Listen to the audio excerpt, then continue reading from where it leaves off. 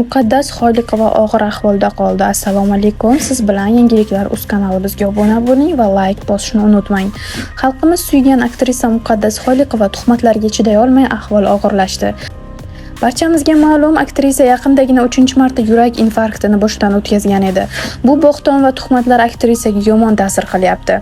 Bo'xton tarqatayotgan Nilufar Hamidovaga qarshi Muqaddas Xoliqovaning qizi javob qaytardi.